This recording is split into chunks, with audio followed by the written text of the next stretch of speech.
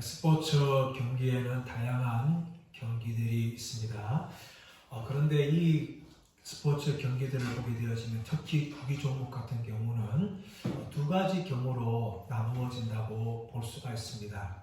하나는 시간이 정해져 있고 정해진 시간 내에서 점수를 많이 올리는 팀이 이기는 경기가 있습니다. 예를 들자면 축구나 농구나 핸드볼, 아이스하키 이런 경기들이 해당하는 것입니다.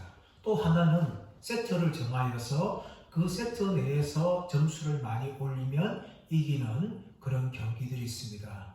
예를 들어서 배구 같은 경우들이 그에 해당한다고 볼 수가 있습니다. 그런데 이렇게 경기들이 다양하게 나눌 수 있지만 분명히 경기는 초반과 후반으로 나눌 수 있습니다. 그리고 후반으로 갈수록 더욱 경기가 치열해지는 것을 우리가 볼 수가 있습니다. 왜냐하면 아무리 초반에 이기고 있다 할지라도 후반에 가서 점수를 많이 지면 지게 되는 것이죠. 그렇기 때문에 이기고 있는 팀들도 끝까지 긴장하면서 마지막까지 이기기 위해서 최선을 다합니다. 반면에 지고 있는 팀 같은 경우는 더욱 최선을 다하는 거죠. 그냥 그대로 가게 되어지면 경기를 내주고 싶어 하기 때문에 이기기 위해서 최선을 다합니다. 전반전에 쓰지 않았던 작전과 선수들을 기용하면서 막판 뒤집기를 노리면서 끝까지 이기려고 최선을 다합니다. 그러다 보면 그런 노력이 결실을 맺게 되어서 막판에 역전하고 이기는 경우들이 종종 발생하는 것을 볼 수가 있습니다. 스포츠 경기만 그런 것이 아닙니다. 영적인 세계에도 마찬가지입니다. 우리 지난주에 요한계시록 12장 말씀을 통하여서 용이 여인과 여인이 낳은 아들을 핍박하는 장면을 보았습니다. 이 용은 누굽니까? 바로 마귀입니다. 사탄이었습니다. 그리고 여인은 교회였고 여인이 낳은 아들은 예수 그리스도였습니다. 영혼의 힘을 다하여서 교회와 예수 그리스도를 향하여 핍박과 박해를 하였습니다. 하지만 하나님께서는 여인이 낳은 아들을 보호하시고 하늘로 올리셨고 또 여인도 독수리 날개를 받아서 광야로 이동하여 하나님이 보호해 주시고 용이 뒤에서 물을 쏟을 때에 땅을 갈라지가여서 그 물을 다 삼킴을 통하여 여인을 보호하였습니다. 이 기간이 어떤 기간입니까? 7년 대환란 중에 전반기 3년 반입니다.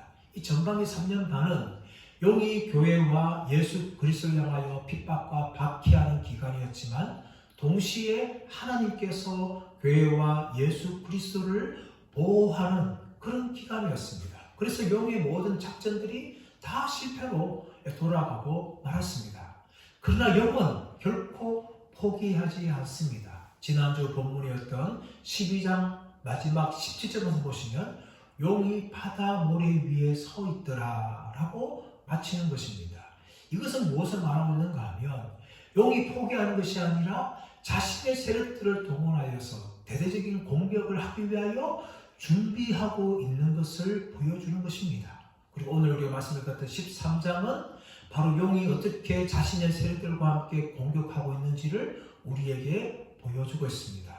용의 세력들이 두 가지가 나오는데 하나는 바다에서 올라온 짐승이고 또 하나는 땅에서 올라온 짐승입니다. 1절부터 10절까지는 바다에서 올라온 짐승에 대해서 이야기하고 있고 11절부터 18절까지는 땅에서 올라온 짐승에 대해서 이야기하면서 어떻게 용이 대대적으로 핍박과 박해를 계속하고 있는지를 우리에게 보여주고 있습니다. 우리 먼저 1절을 읽겠습니다. 1절 시작. 내가 보니 바다에서 한 짐승이 나오는데 뿔이 10이요 머리가 7이라 그 뿔에는 10 왕관이 있고 그 머리들에는 신성모독하는 이름들이 있더라. 한 짐승이 어디서 나옵니까? 바다에서 나온다. 이 바다에서 올라온다. 아나바이노 바다에서 올라오는 걸 이야기하고 있습니다. 그럼 여러분 이 바다가 무엇입니까? 이 바다는요 요한계시록에서 악의 상징으로 표현되는 영역입니다. 9장 1절에서 무적행이 나오고 그 무적행이 삼지성이 올라온 것처럼 이 바다는 무적행 같은 존재예요. 무적행이 뭡니까? 밑이 없이 깊은 헤아릴 수 없는 깊은 바다 속을 무적행이라고 말하는데, 이런 바다에서 짐승이 한 마리가 올라온다라고 성경은 이야기하고 있습니다. 그런데 이 짐승에는 뿔이 열이요 머리가 일곱이다. 뿔이 열이요 머리가 일곱이다. 이 표현이 어디 나왔습니까? 앞에 12장에서 용을 설명할 때 나온 거예요. 용도 마찬가지고 뿔이 열이었고 머리가 일곱이었는데, 용과의 차이점은 무엇인가 하면 용은 머리에 왕관을 썼습니다. 근데 이 바다에서 올라온 짐승은 어떻습니까? 뿔에다가 왕관을 썼다라고 오늘 표현을 이야기하고 있습니다. 무슨 차이입니까? 용의 힘은 바로 머리에 있지만 뿔의 힘은 짐승의 힘은 뿔에 있다는 것을 이야기하고 있는 것입니다. 그리고 그 머리들에는 신성모독하는 이름, 하나님을 향하여 모욕하는 그 이름들이 가득하게 적혀 있는 것을 성경은 이야기하고 있습니다. 그런데 이런 짐승에 대해서 이야기하고 있는데, 이제 말씀 보시면 내가 본 짐승은 표범 같고 그 발은 곰의 발 같고 그 입은 사자의 입 같은데, 용이 자기의 능력과 보좌와 큰 권세를 그에게 주었더라 라고 이야기합니다. 이 바다에서 올라온 짐승이 뭐가 같은가 하면 표범과 같고, 그리고 그 발은 곰의 발과 같고, 그리고 그 입은 사자의 입 같다라고 이 짐승에 대해서 설명을 합니다. 이런 짐승의 모양은요, 다니엘서 7장 3절에서 8절에 나오고 있는 이 네 마리의 짐승을 이야기하고 있어요. 다니엘 7장에 나오고 있는 짐승은요, 표범이며 그리고 곰이며 사자이며 그리고 열뿔을 가진 짐승이었어요. 모두 다 네 마리의 짐승이 각각 등장합니다. 그런데 이 짐승의 상징은 무엇인가 하면 바벨론이고 페르시아고 그리고 헬라고 그리스고 그리고 로마라는 것이죠. 이 네 마리의 짐승은 네 개의 나라를 상징하고 있는데, 이스라엘을 핍박하고 공격하는 이 만국의 세력들을 이야기합니다. 그런데 오늘 2절 말씀 보시면 각각 네 마리가 아니라 이런 네 마리의 모든 짐승이 이 바다에 올라온 한 마리의 짐승을 설명하는데 다 연결되어 있어요. 그만큼 이 짐승, 바다에 올라온 짐승은 이렇게 강력한 힘을 가지고 있는데, 이런 강력한 힘이 누구에게 나오는가 하면 용이 자기의 능력과 보좌와 큰 권세를 그에게 주었다라고 이야기하고 있는 것을 볼 수가 있습니다. 그렇다면 이 짐승은요, 용의 하수인이라는 것을 우리가 알 수가 있고, 3절 말씀 보시면 그의 머리 하나가 상하여 죽게 된 것 같더니 그 죽게 되었던 상처가 나음에 온 땅이 놀랍게 여겨 짐승을 따르고 라고 이야기합니다. 이 짐승의 실체가 무엇이냐 이야기하고 있는데, 그의 머리 하나, 7머리 중에 하나가 상하여 죽게 됐는데, 그 죽게 된 것이 뭡니까? 상처가 나왔다는 것이죠. 이것은 무엇을 보여주고 있는가 하면 어린 양 예수 그리스도의 죽음과 부활을 모방하는, 패러디하는 모습을 우리가 볼 수가 있는 것이죠. 어린 양께서는 뿔이 10개가 하고 있는 이 짐승과 달리 뿔이 7개죠. 그리고 7눈을 가지고 계신 분이었습니다. 그런데 이 짐승은요, 뿔이 10개였는데 그 뿔 말고 나머지 7개의 머리 중에 하나가 상하여 죽게 되었어요. 이 상하였다, 상하여 죽게 되었다, 이 상하다라는 단어가 이 헬라 단어 스파조, 살육하다, 죽이다, 이런 무시무시한 단어예요. 그렇게 이 머리 하나가 살육을 당하여서 죽게 되었어요. 근데 죽은 것이 끝난 것이 아니라 이것이 뭡니까? 다시 살아났다는 것이죠. 근데 이것이 무엇인가 하면 이 상하였다, 이 표현이 어떤 무엇과 연결되는가 하면 창세기 3장 15절 말씀과 연결되어집니다. 그것이 무슨 말을 하는가 하면 하나님께서 뱀을 저주하시는데 너의 후손과 뱀의 후손이 원수가 되고 여자의 후손은 뱀의 머리를 상하게 할 것이며 너는 여자의 후손의 발꿈치를 상하게 할 것이다. 이런 말씀이 나오지 않습니까? 이 여자의 후손이 뱀의 머리를 뭡니까? 상하겠다는 것이죠. 이것은 완전히 패배한 겁니다. 완전히 죽인 것을 이야기하는 거예요. 그런데 오늘 말씀 보면 다시 살아났다는 것이죠. 이것은 무엇인가 하면 진짜 살아난 것이 아니라 살아난 것처럼 과장하여 보여주는 것을 이야기합니다. 가장하는 거죠. 마지막까지 마치 자기는 죽은 존재가 아니라는 것을 마귀는 사람들에게 속이고 마치 자신이 살아있는 것처럼 그렇게 지금 사람들에게 보여주는 그런 일을 하고 있습니다. 그 결과 어떻습니까? 사람들이 이 짐승을 따르는 것이죠. 죽었다 살아난 예수님을 우리가 제자들과 수많은 백성들이 믿는 것처럼 따르는 것처럼 이 죽었다가 살아난 것처럼 보이는 이 짐승을 사람들이 따랐다라고 이야기하죠. 온 땅이 놀랍게 여겨 짐승을 따르고, 그러므로 이 첫째 짐승의 정체가 무엇인가 하면은 이 첫째 짐승은 적 그리스도라는 것을 볼 수가 있는 겁니다. 이런 적 그리스도를 통하여서 많은 사람들이 미혹되어서 이 짐승을 따르게 되는 것을 보게 되어지는데, 사진 말씀 보시면 용이 짐승에게 권세를 주므로 용에게 경배하며 짐승에게 경배하여 이르되 누가 이 짐승과 같으냐 누가 능히 이와 더불어 싸우리요 하더라. 용이 짐승에게 권세를 주니까 사람들이 어떻습니까? 용에게 경배하고 짐승에게 경배하는 것을 볼 수가 있습니다. 그러면서 누가 이 짐승과 같으냐 누가 능히 이와 더불어 싸우리요. 이 용을 경배하고 짐승을 경배하는 모습은 요한계시록 4장과 5장과 연결되어집니다. 요한계시록 4장에서는 하늘의 천사들과 내 생물과 또 24장로들이 뭡니까? 하나님을 향하여 경배하는 내용이 나옵니다. 또 요한복음 5장에서는 어린 양 예수 그리스도를 향하여 경배하는 것을 보게 되어지는데, 그것을 패러디하면서 온 땅이 하나님 믿지 않는 그 땅들이 용을 경배하고 짐승을 경배하면서 누가 이 짐승과 같으리요 누가 능히 이와 더불어 싸우리요 라고 이야기합니다. 이것은 출애굽기 15장 11절 말씀 나오고 있는 여호와여 신중에 주와 같은 자 누구니까 라고 하나님을 찬양하였던 이스라엘 백성들을 보여주는 것이죠.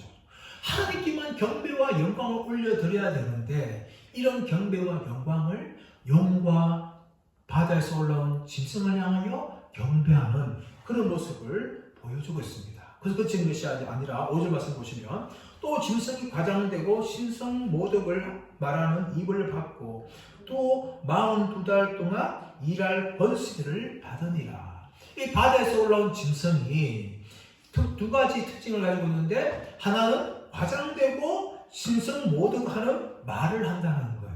이런 말을 한다는 것이죠. 마치 뭡니까? 용의 이처럼 그렇게 말을 하는 거죠.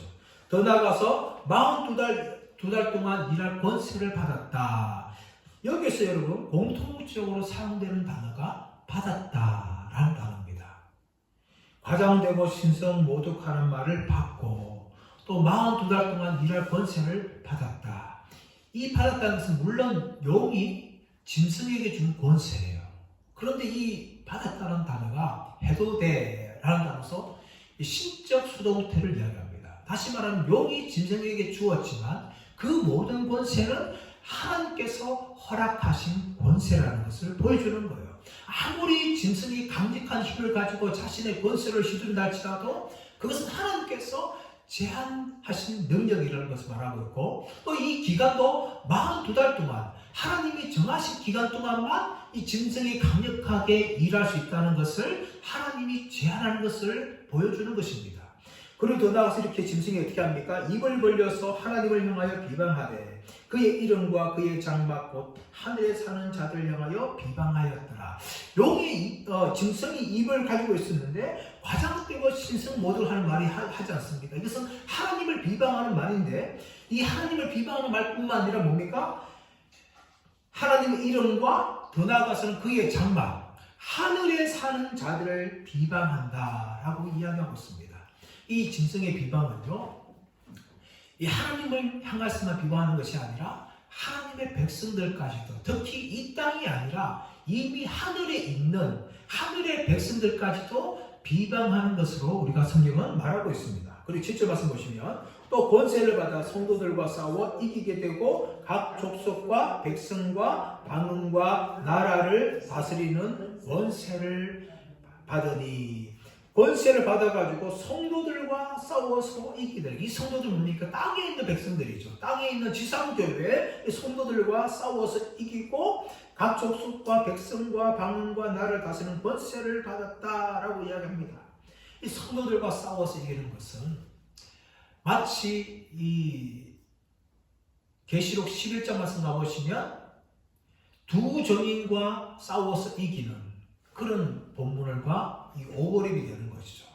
두 정인은 하나님의 증언을 하다가 이 싸움을 당하여서 죽임을 당하지 않습니까? 죽임을 당하는 그런 모습을 보여주고 있는 겁니다. 짐승이 그렇게 강력하게 지상에 있는 교회들과 싸워서 그들을 죽이기까지 되어지는 그런 일을 보여주고 있는 거죠. 자, 8절 말씀 보시면 죽임을 당한 어린 양의 생명책에 창세 이후로 이름이 기록되지 못하고 이 땅에 사는 자들은 다 그 짐승에게 경배하리라 라고 이야기합니다. 누가 경배합니까? 죽임을 당한 어린 양의 생명책에 창세 이후로 기록되지 못한 자들이 이 짐승을 경배하게 되는 겁니다. 다시 말하면 하나님의 백성들이 아니라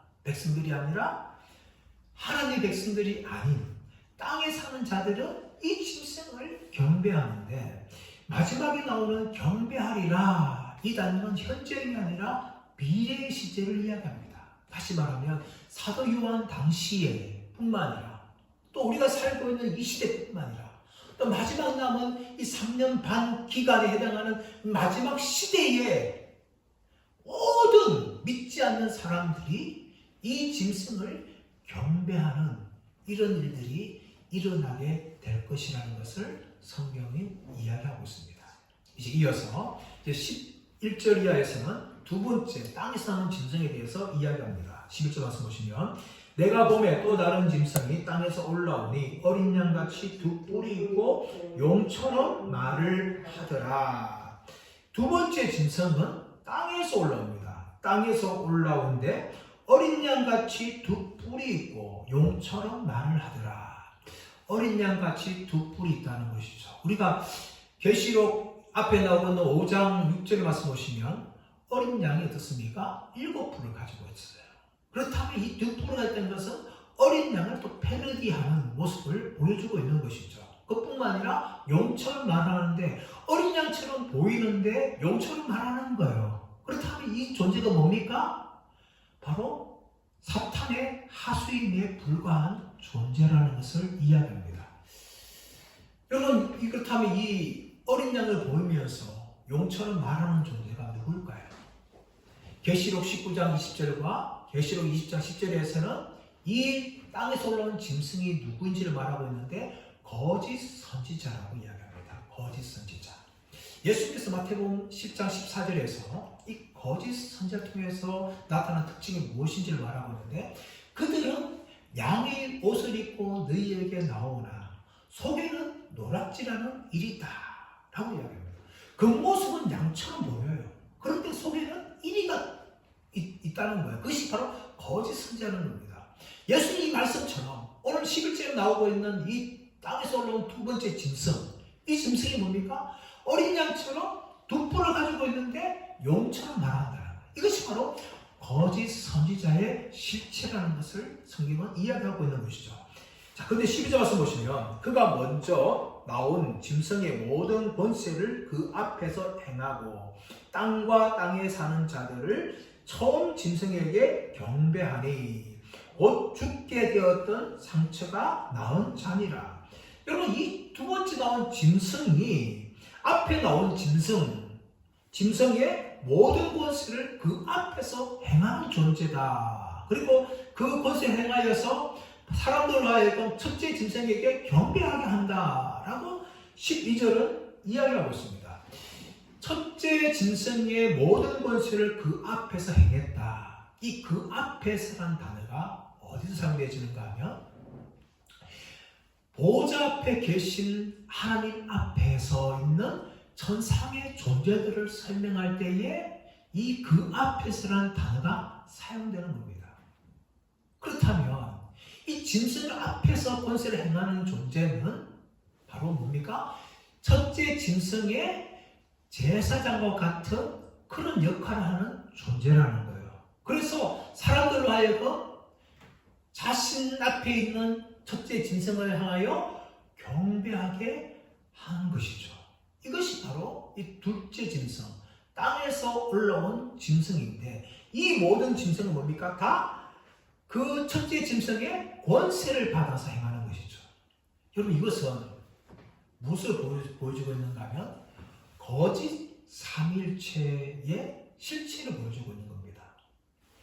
여러분, 진짜 삼위일체는 어떻습니까? 바로 하나님 아버지로부터 예수 그리스도께서 권세를 받으시고, 또 성령님께서는 예수 그리스도를 높이는 것이 바로 이 삼위일체입니다.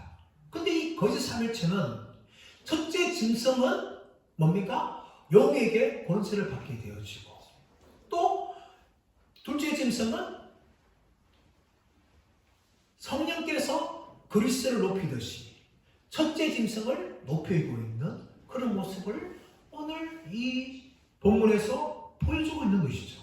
그래서 이 용은 첫째 짐승, 바다에 오른 짐승과 땅에서 올라온 둘째 짐승과 함께 거짓 삼위일체의 완벽한 모습을 보여주고 있는 것입니다. 마치 성부, 성자, 성령 하나님이 삼위일체를 이룬 것처럼 자신들도 사람들 앞에서 삼위일체를 이룬 것처럼 보여주면서 자신들이 하나님 같은 존재라는 것을 사람들이 드러나게 되어지고, 사람들로 하여금 자신들을 경배하게 하는 이런 거짓 삼위일체를 완성하는 모습을 12절에서 보여주고 있는데, 이 처음 짐승에게 경배하게 하니 곧 죽게 되었던 상체가 나은 자다. 첫째 짐승이 뭡니까? 머리 하나가 죽게 되었는데 그 죽게 된 것이 다시 살아서 사람들이 따르게 되었지 않습니까? 그 모습을 보여주고 있는 거예요. 14절 가서 보시면 이 둘째 짐승이 큰 이적을 행하되 심지어 사람들 앞에서 불이 하늘로부터 땅에 내려오게 하고, 이 큰 이적이 뭡니까? 두 증인이 이 땅에서 복음을 전하면서 행했던 이적이었어요. 그런 이적을 패러디하는 것이죠. 해석하면서 심지어 뭐까지 패러디를 하는가면 사람들 앞에서, 사람들의 눈이 보기에 하늘에서 불이 내려오는, 땅에 내려오게 하는 것까지 행하는 겁니다. 놀라운 기적을 행하는 것이죠. 이 기적이 뭡니까? 엘리야가 갈멜산에서 여호와가 하나님이심을 증명하기 위해서 하늘에서 불을 내린 것이에요. 그런 이적을 통하여서 이스라엘 백성들은 여호와만이 하나님이다 하고 노래하면서 하나님을 경배하였는데, 이 둘째 짐승이 하늘에서 땅에 불을 내림을 통하여 첫째 짐승과 영을 경배하도록 이렇게 사람들을 하고 미혹을 하게 되는 것이죠. 14절 말씀 보시면 짐승 앞에서 받은 바 이적을 행함으로 땅에 거하는 자들을 미혹하여 땅에 거하는 자들에게 이르기를 칼에 상하였다가 살아난 짐승을 위하여 우상을 만들라 하더라. 여러분, 이 짐승 앞에 받은 바 이적을 행함으로 땅에 거하는 자들을 미혹했다는 거예요. 미혹을 해가지고 이 땅에 거하는 자들로 하여금 칼에 상하였다가 살아난 짐승을 위하여 우상을 만들라 라고 이야기합니다. 첫째 짐승의 머리 하나가 상하여 죽게 되었는데, 어떻게 상하여 죽게 된지를 이야기하고 있죠. 뭐 상했다는 거예요? 칼에 상하였어. 칼에 상하였다고 이야기합니다. 이 칼이라는 것은 마카이레스라는 의미인데, 이것이 요한계시록 2장과도 3장에서 예수 그리스도의 입에서 나오는 검을 말할 때에 사용되는 단어예요. 그러므로 여러분, 이 사탄이 누구에게 패배했습니까? 바로 예수 그리스도에 패배했어요. 완전히 죽었어요. 그런데 마치 살아난 것처럼 사람들에게 과장하여 보여주면서 나는 아직 죽지 않았다 라는 사람들에게 보여줌을 통하여 사람들을 미혹하고 사람들을 자신을 경배하도록 그렇게 유도하고 있는 모습을 보여주고 있는데, 칼에 죽었다가 상하였다가 살아난 짐승을 위하여 무엇을 만들라고요? 우상을 만들라고. 우상을 만드는 걸 통하여 이 우상에게 경배하게 하는 겁니다. 이것은 마치 다니엘 3장 말씀 가보시면 느부갓네살 왕이 두라 평지에 자신을 닮은 금신상을 만들어서 온 백성들로 하여금 자신을 경배하게 하는 그런 모습과 유사합니다. 더 나아가서 이 사도 요한 당시에 있었던 이 로마 제국 안에 있었던 황제 숭배와 연관되어지는 것이죠. 로마의 황제는 60명이었습니다. 60명이었는데 처음 왕이 이제 BC 27년에 아우구스티누스가 즉위하죠. 아우구스티누스는 황제 숭배를 원하지 않았습니다. 또 티베리우스도 원하지 않았어요. 그런데 이 황제 숭배가 제3대 칼리굴라 황제 때부터 시작되어지는데 그때부터 무려 35명의 황제가 자신을 신격화했어요. 신격화해서 자신을 신으로 섬기려 했는데 근데 초반기에는 이 로마 황제 숭배가 처음에는 황제가 죽고 나면 신으로 숭배하기로 했지만 이 3대 칼리굴라 또 5대 네로 또 10대 도미티아누스는 자신이 살아있을 때에 자신을 신으로 섬기라. 그렇게 온 제국에 명령을 내렸어요. 특히 이 칼리굴라는 로마시에 있던 그 신전에 있던 모든 신들의 머리를 다 잘라내고 자신의 머리를 그 위에 올렸고 심지어 예루살렘 성전에도 자신의 신전을 세우려고 할 만큼 이 로마 황제 숭배에 미친 사람이었어요. 그리고 네로도 마찬가지고 도미티누스도 자신이 살아있을 때에 자신을 신으로 그렇게 섬기라라고 사람들에게 강요하였습니다. 이런 로마 황제 숭배가 사도 요한 당시에도 있었다는 것이죠. 그래서 우상을 만들어서 사람들을 하고 숭배하게 하는 모습을 보여주고 있는 것입니다. 그리고 더 나아가서는 15절 말씀 보시면 그가 권세를 받아 그 짐승의 우상에게 생기를 주어서 그 짐승의 우상으로 말하게 하고 또 짐승의 우상에게 경배하지 아니하는 자는 며칠든지 다 죽이게 하더라. 자, 둘째 짐승의 권세를 받아가지고 첫째 짐승의 우상에게 뭡니까? 생기를 부었다고요. 생기를 부었다고요. 그리고 그 짐승이 뭡니까? 말을 했다는 것이죠. 이것은 무엇인가 말하고 있는가 하면 두 정인이 죽었는데 3일 반 만에 하나님의 생기가 들어가서 두 정인이 살아나고 또 행하는 것을 패러디하는 것입니다. 첫째 짐승이 죽었는데 그 짐승의 우상을 만들어가지고 생기를 주어서 살아나고 더 나아가서 뭡니까? 이 우상이 말을 하게 하니까 얼마나 사람들이 놀라겠어요. 이것은요 그 당시에 있었던 오늘날 뿐만 아니라 인형을 이야기하면서 복화술 그게 아닙니다. 진짜 실제로 우상이 말을 하는 것이죠. 그리고 사람들이 얼마나 놀라는 거예요. 그래서 우상으로 하여금 공포를 얻게 되어지고 그 짐승의 우상에게 경배하게 하는 것이죠. 그런데 문제는 무엇인가 하면 이 짐승의 우상에게 경배하지 아니한 사람들은 며칠든지 다 죽임을 당하게 했다는 것을 성경이 말하고 있습니다. 우상 숭배에 참여하지 않는 자들에게 로마 제국 당시에 이 황제 숭배에 대해서 숭배에 참여하지 않는 사람들에 향하여 사형에 처하는 그런 일들이 종종 일어났습니다. 물론 도미티아누스는 자신은 죽이라고 명령하지 않았지만 다른 사람들이 그 황제 숭배에 더 참여해서 사람들 죽이는 것이죠. 특별히 도미티아누스 죽은 후에 15년 후에 플레니어스는 지방 총독이 트라이안 황제에게 편지를 보내는데 그 편지에 대한 보고 내용이 무엇인가 하면 그리스도인들 중에서 몇 사람들이 황제에게 포도주와 향을 들여서 숭배하지 않기 때문에 내가 그들을 죽였습니다. 라는 보고의 내용이 나옵니다. 또한 버가모 교회에서 중순례적인 안디바가 사탄을 섬기지 않음을 통하여 죽임을 당하는 죽기까지 믿음을 지키는 그 내용이 나오는 것이죠. 실제로 로마 제국 내에서 로마 황제 숭배에 참여하지 않는 자들 향하여서 이렇게 죽이는 일들까지 서슴지 않고 자행했다는 것이죠. 자, 그래서 16절 말씀 보시면 그가 모든 자, 곧 죽은 작은 자나 큰 자나 부자나 가난한 자나 자유인이나 종들에게 그 오른손이나 이마에 표를 받게 하고 사람을 죽일 뿐만 아니라 표를 준다는 거예요. 표. 이 표는 뭔가 하면 소유와 권세를 상징하는 것입니다. 누구한테 표를 주는가 하면 모든 사람에게 다 표를 받게 하는 거예요. 그래서 너희들은 짐승의 소유다. 너희들은 짐승의 권세 아래 있다. 그러므로 짐승만 경배하라. 이것을 말하는 것이죠. 여러분 마지막 시대에 여러분 사람들은 두 종류로 명확하게 나눠질 겁니다. 하나는 짐승의 표를 받는 사람들이에요. 그래서 우상을 숭배하는 사람들. 또 한 부류는 뭔가 하면 인을 받는 사람들이죠. 계시록 7장 말씀 가보시면 14만 4천을 이해가면서 이마에 인을 받는다라고 이야기합니다.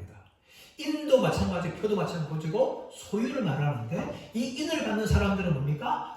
예수 그리스도의 소유로서 하나님의 백성이며 또 예수님만을 주라고 섬기는 사람들이에요. 근데 마지막 시대에 표를 받는 사람들은 뭔가 하면 짐승을 주라고 섬기는 사람들이라는 것을 이야기하고 있습니다. 이 마지막 시대에 이렇게 두 가지 나누죠. 물론 지금도 하나님의 백성이나 하나님의 백성이 아니냐 이 두 가지로 명확하게 나눠지는데 마지막 시대에는 더 분명하게 나눠질 겁니다. 하나의 부류는 짐승의 표를 받는 사람들, 짐승에 속하고 짐승을 경배한 사람들로 나눠지는가 하면 또 한 부류는 예수님의 백성으로서 이마에 인을 받는 사람들, 이 두 가지로 나누어지게 되는 겁니다. 자, 그런데 문제는 이 표를 받지 아니한테 어떻게 될까요? 자, 17절 말씀 보시면 누구든지 이 표를 가진 자 외에는 매매를 못하게 하니 이 표는 곧 짐승의 이름이나 그 이름의 수다라고 이야기합니다. 이 표를 받지 않으면 뭘 못한다는 거예요? 매매를 못한다는 겁니다. 이것은 무슨 말입니까? 경제적인 핍박까지도 받게 되어진다는 겁니다. 이미 로마 제국 당시에 황제 숭배를 받지 않는 사람들에게 이 경제적인 핍박을 가하였어요. 버가모나 두아디아 교회가 있는 지역에는 길드라는 상인조합이 있었습니다. 이 길드라는 상인조합은 이방 풍속과 황제 숭배에 앞장선 조직이에요. 그러므로 이 길드의 조직에 가입하지 못하면 먹고 살 게 없는 거예요. 그리스도인들은 가입할 수가 없는 것이죠. 그래서 가난하고 궁핍한 그런 생활을 할 수밖에 없는 것입니다. 또 스무나와 빌라델비아 교회에서는 유대인들이 강력한 힘을 가지고 있었어요. 그러니까 유대인들이 이 경제적인 권한을 갖고 있는 것이죠. 그래서 그리스도인들은 유대인들의 핍박과 박해를 받아서 헐벗고 굶주리는 생활을 할 수밖에 없는 것입니다. 우리가 오늘날도 마찬가지입니다. 예수 믿다 보면 정직하게 또 사업하다 보면 믿음을 지키다 보면 경제적으로 핍박과 박해를 받을 수밖에 없고 이런 현상들은 마지막 시대에 갈수록 더욱더 심해진다는 것을 성경이 우리에게 미리 보여주고 있는 것이에요. 근데 여러분 이 짐승의 표가 무엇일까요? 자 18절 말씀 보시면 지혜가 있으니 총명한 자는 그 짐승의 수를 세어보라. 그것은 사람의 수니 그의 수는 666이더라. 우리가 잘 알고 있는 666이 등장합니다. 자, 그렇다면 여러분 666이 무엇일까요? 제가 고등학교 때 그때 바코드가 나왔습니다. 바코드.